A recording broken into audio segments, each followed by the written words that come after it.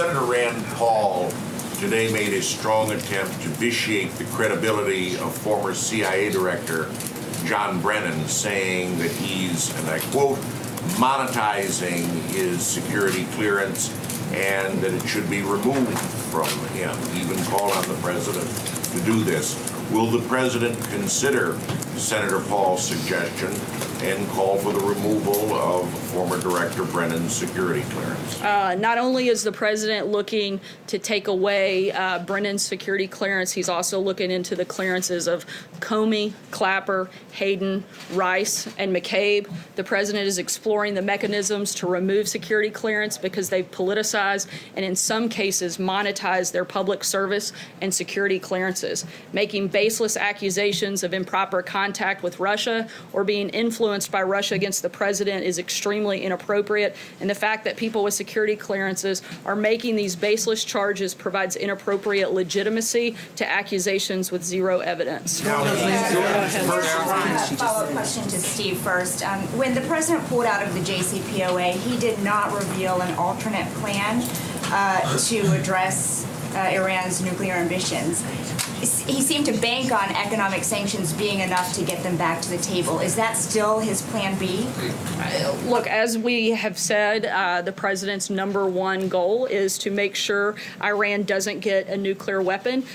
We have similar and shared interests with our European allies. We're continuing to have discussions with them, and when we have specifics on that front, we'll let you know. About Russia, Sarah, my question was a follow-up, but my question about Russia is that, President Trump continues to air his grievances about the coverage of his meeting with Vladimir Putin. Because you guys continue to obsessively cover it. But we can't really, because it's been 7 days. We have not received a readout. We have not received any specific details about agreements that were reached, whether formally or verbally. So when can we expect that? And by the way, the only specific agreement that was made was that the two national security teams from both the United States and Russia would continue at a working level these discussions. I can tell you that Ambassador Bolton plans to have a meeting, a follow-up with his counterpart from Russia next month, in addition to meetings with other European allies to further those discussions, and we'll keep you posted when we have specific details on what that meeting looks like. Sarah, so does President Trump plan on ordering to move any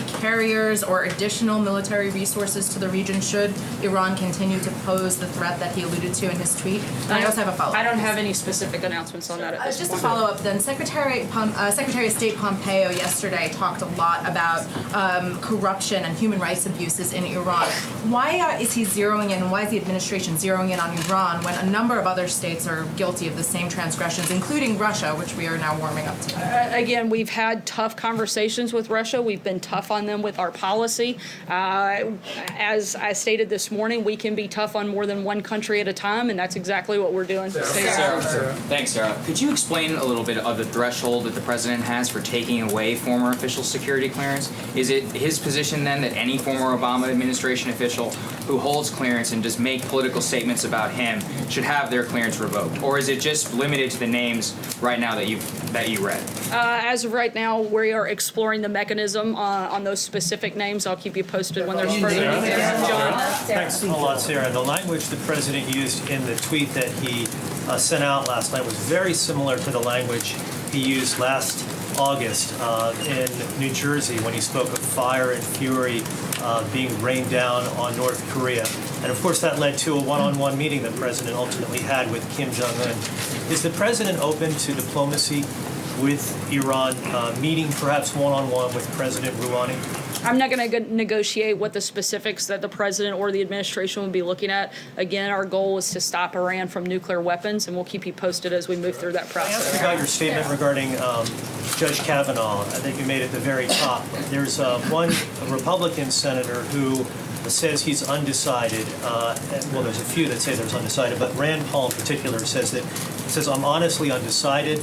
I'm very concerned about his position on privacy and the Fourth Amendment. Are you concerned about losing Rand Paul once this vote for Judge Kavanaugh ultimately gets to the floor?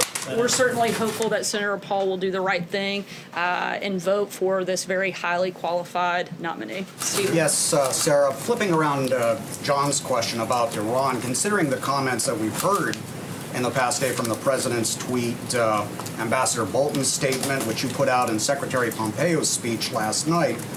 What is stopping this administration from just openly advocating regime change in Iran?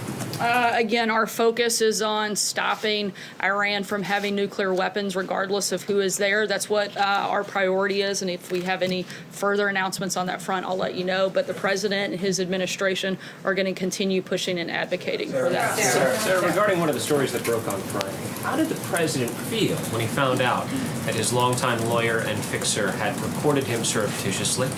While the president maintains that he's done nothing wrong on this specific topic, I'd refer you to the president's outside counsel. And still deny that he ever had a relationship with a woman named Karen McDougal. Once again, the president maintains that he's done nothing wrong, and I would refer you to Rudy Giuliani for all questions on that matter. I just wanted to follow up first on this statement you made about Brennan and his security clearance. Are you considering any additional actions against Brennan and the other names you read off? In addition to revoking their security clearance, is there any other action under review? Not that I'm aware of. And then to go back real quick to the Russia investigation, so the FISA application on Carter Page states that he is a Russian agent involved in clandestine activities. Given that the president continues to say there was no collusion between his campaign and Russia, is he concerned, or does he not believe the intelligence community's assessment that Carter Page was a Russian agent? Again, I think that we've spoken extensively what our position is on this, and we have no changes to that. So the president is threatening to punish Brennan and Comey and Clapper for saying things about him that he doesn't like. Is that presidential? The president is exploring these mechanisms to remove security clearance because they've politicized and in some cases actually monetized their public service and their security clearances, and making baseless accusations of improper contact with Russia or being influenced by Russia against the president is extremely inappropriate. The president contends that the fact that people with security clearances are making these baseless charges provides inappropriate legitimacy to accusations with zero evidence. So when we have further updates on that front, I'll certainly let free you know. speech he doesn't like, and he wants to punish them for it. No, I think you are creating your own story there. The president doesn't like the fact that people are politicizing agencies and departments that are specifically meant to not be political and not meant to be monetized off of security clearances. A separate question, actually, but to follow up on that, isn't the president doing exactly what you just said the president doesn't want all these people doing? Politicizing matters of national security by going after his political enemies? No, the president's not making baseless accusations of improper contact with a foreign government and accusing the president of the United States of treasonous activity when you have the highest level of security clearance, when you're the person that holds the nation's deepest, most sacred secrets at your hands, and you go out and you make false accusations against the president of the United States. He thinks that is something to be very concerned with, and we're exploring what those options are and what that looks like. The other topic, Sarah, was actually on the message to... Sorry, I got to keep moving just because we're running out of time. Caitlin, go ahead. Message to Paul Sorry, Manafort. Hallie, Does I he got have about one? 2 more questions left. Caitlin, go ahead. The president's message to Paul Manafort, Sarah, does he have one? Not that I'm aware of. Caitlin, go ahead. When is the president going to make this decision on those security clearances? I said when we have an update, we will let you know. Okay, so my Last question, my David. question, that was just a follow-up on that. My question, has the president, since you didn't answer if he's briefed, since they haven't briefed reporters on what went down during the 2-hour meeting We between actually had a President press Trump? conference. The president's done a number of interviews. We've actually put out quite a bit of information following that meeting. So my question is not about the press, but has the president briefed his national security advisor, his Secretary of State, the Director of National Intelligence, and the Defense Secretary on what exactly was said between him and President Putin? The president has met and spoken with all of those individuals since his meeting with President Putin. And when he briefs them, is he relying solely on his own memory to tell them what happened during that 2-hour meeting? The president has met and consulted with all of his national security team, and we feel very confident in those It's on what he remembers that happened. It's not. Caitlin, I'm not going to go into the or- specific details on how the president interacts every single time with his national security team. Well, this is a rarity, But- though. It's a sit down with the Russian president. It's for actually 2 not a hours rarity. It's one-on-one. a normal practice for 2 world leaders to be able to have a conversation But with not one the another. president of Russia David, was go having an ahead. American What about election. What about President Obama and Vice President Biden? And their security clearances, are they on the list as well? I'm not aware of any plans for that at this point. Thanks so much, guys. We'll see you on the South Lawn. Great question, David.